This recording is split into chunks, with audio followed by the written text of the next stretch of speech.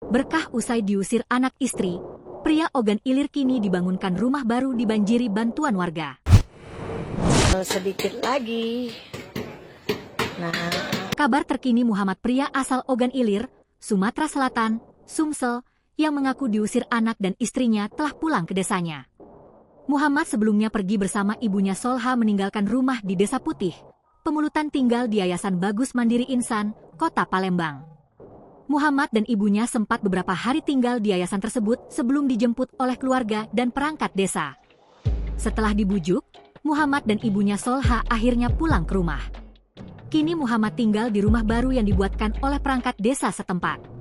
Hal ini terungkap dari postingan Facebook Ratna Pendi yang dilihat, Kamis, 13 November 2025. Rumah panggung dari kayu sedang dikerjakan oleh sejumlah pria. Rumah yang berlokasi di atas sungai itu disiapkan untuk tempat tinggal Muhammad dan sang ibu Solha.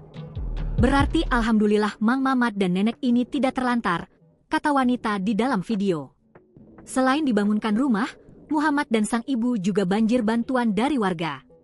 Bantuan mengalir dari Karang Taruna, desa hingga warga datang ke Muhammad dan sang ibu. Ia mengaku senang kini memiliki rumah sendiri bersama sang ibu. Kisah Muhammad dan sang ibu viral setelah kisah hidupnya diunggah oleh pihak Yayasan Bagus Mandiri Insan. Muhammad mengaku diusir oleh anak istrinya karena tidak setuju ibunya yakni Solha tinggal di rumah mereka. Menurut Muhammad, ia dan sang ibu tidak diusir secara kasar, namun anak istrinya menunjukkan gelagat tidak menyukai kehadiran ibunya. Muhammad juga sempat seminggu sakit dan mengaku tidak diberi makan oleh sang istri.